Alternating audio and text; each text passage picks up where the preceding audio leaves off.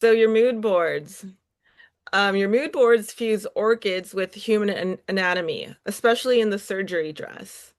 Were you designing garments or operating on the very idea of gender? I think I was operating on the idea of gender, but I was also like was operating on the idea of what garments can be, like distorting them, not so much distorting them, but kind of, giving them otherworldly shapes, That's what I wanted to transmit, really. And I saw your surgery video on TikTok and also on your Instagram. How did that come about? Did you creative direct that? I didn't record that. My friend did it, but it was for my final collection uh photo shoot, which we had to do it all ourselves. Hmm. Um, and the visuals were very inspired by something that I was listening to at the time, which was, I don't know if you know Louis G. Burton.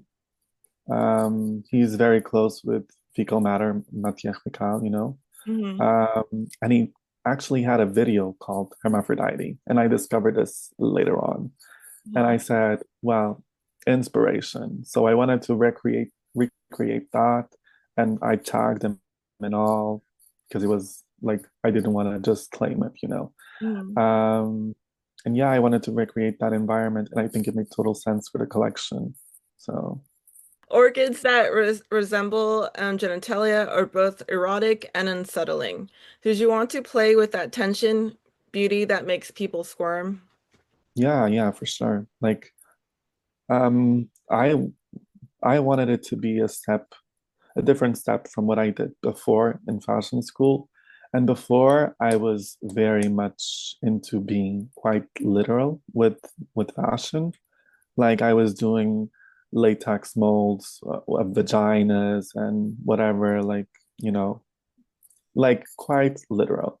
And with this, I wanted to have that aspect of it, but I wanted it to be like beautiful and not just grotesque, but it still is a bit grotesque in a way. Does that make sense? Oh, yes. I totally see it. I think it's beautiful. Thank you. Surgery imagery can feel clinical and brutal. How did you translate that into fabric without losing sensuality? Because I think, like, for me, there was this parallel between surgery and, you know, the act of sewing a garment, like it's so similar, and you're having needles in both. And I wanted to translate it, and that's why I showed a lot of stitches, like contrasting stitches in my work. And I think it makes it still beautiful in a way, having those tailoring stitches that sometimes, all the time, you cover up, Mhm. with the main fabric. I was like, no, I like this. In your boards, there's a clash between clinical coldness and lush femininity. Was that deliberate to capture the science and the soul of dysphoria? Yes, because um, so I was doing a lot of, thinking during COVID, which this was born during COVID mostly.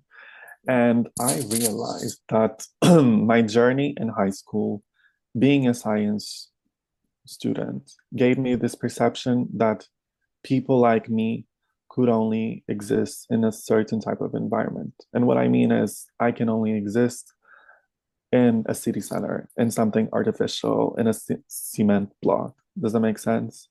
Like, I couldn't be in an environment of that felt somewhat natural and rural because I felt I don't belong here. This is not my place. And I think that working with such natural and organic references really helped me think, no, I'm not artificial. Very on the contrary, I'm all natural. Do you see your mood boards as technical blueprints or as manifestos in themselves? I think they're blueprints. Yeah. I think, they help me set the foundation for just the overall mood, like I'm I think the science student in me still gave me like that very, step by step vision. So having a mood board kind of set the mood. It's very important, I think. Yeah, I saw how you took like parts of the orchids apart to like do the pattern. Yes.